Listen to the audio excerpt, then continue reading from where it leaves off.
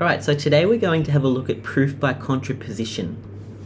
So we've looked at the idea of the contrapositive of a statement before. So we've said that when we take the contrapositive of an implication, a conditional statement, we swap the two things, and then we take the negation of either of them. Now importantly, touched on this before, both of these symbols mean not. So this means it could mean not P, this could mean not P as well. I don't know what this symbol's called. This symbol's called like a tilde or a tidler, and it means not. So recall that if I've got a conditional statement, P implies Q, the contrapositive is not P implies not Q implies not P. Okay. So proof by contraposition, or proof by the contrapositive. So by assuming that Q is false and then proceeding to show that P is false means that the original statement is true. So as the contrapositive is logically equivalent to the original statement, so the contrapositive is equivalent to the original statement because we're just taking kind of like the opposite of it and swapping it around. So the contrapositive is the same statement as the original statement. So we can prove, if we prove the contrapositive, that means the original statement is true. So proof by a contrapositive, I'm going to say again, if we assume that Q is false and then show that that implies P is false, that means that P implies Q is true.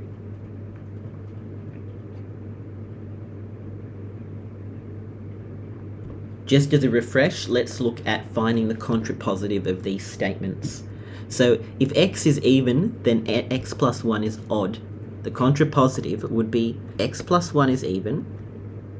If x plus 1 is even, so that we're taking the negation of that, then x is odd.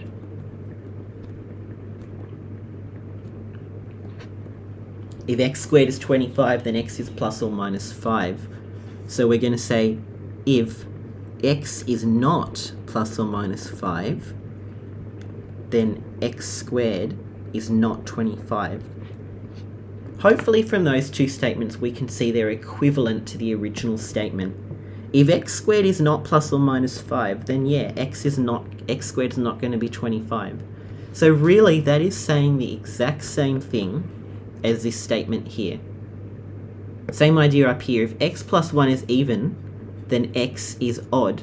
That is a true statement. If x plus 1 is even, 1 less than that number is odd. So really we're saying the exact same thing as the original statement.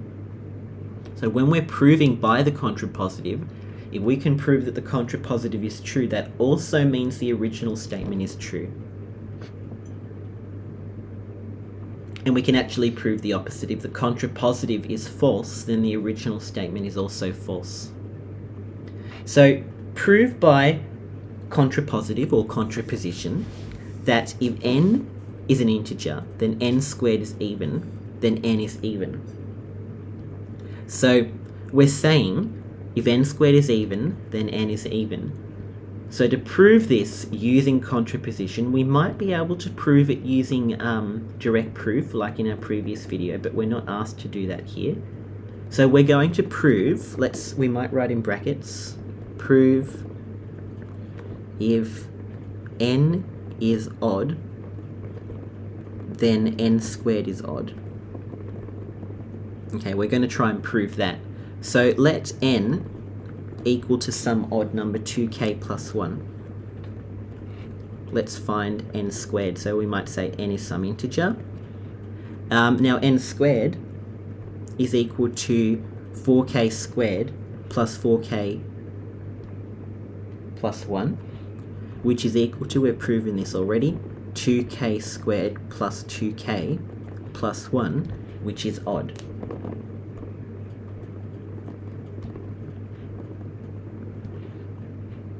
Therefore, if n squared is even, n is even by contrapositive.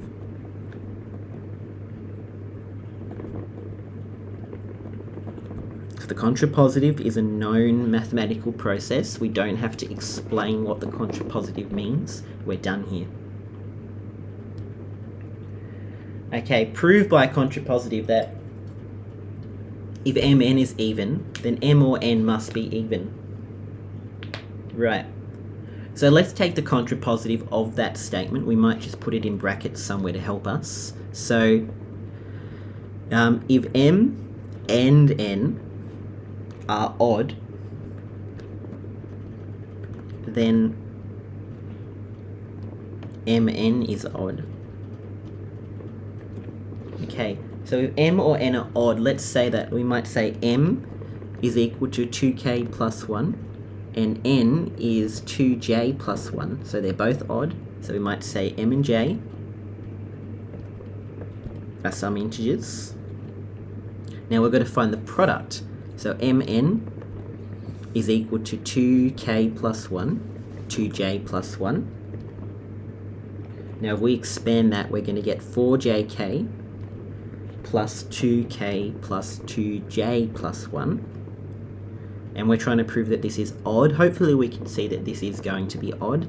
It's 2 times by 2jk plus k plus j plus 1, which is odd. We might say which is equal to 2p plus 1, which is odd.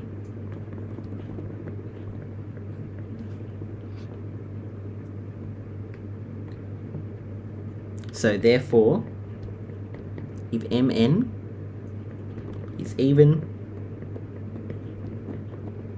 then m or n is even by a contrapositive.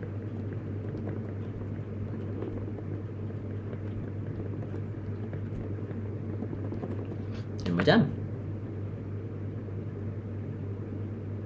How many more do I have? One more.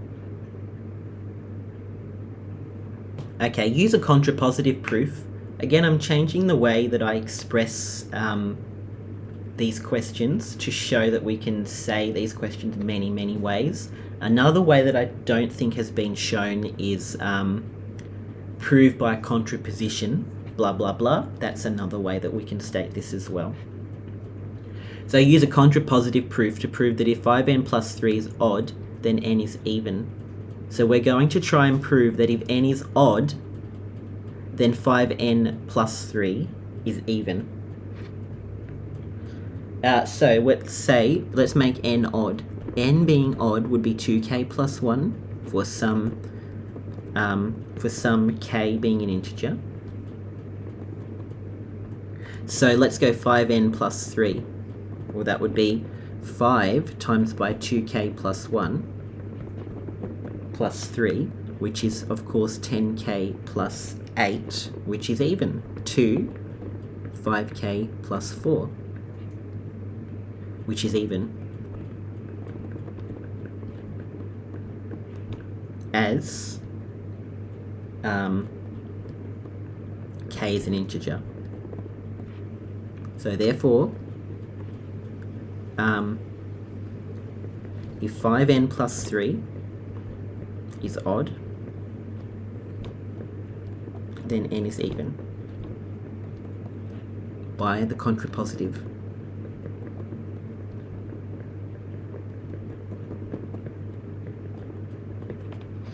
And that's proof by contraposition. Thank you.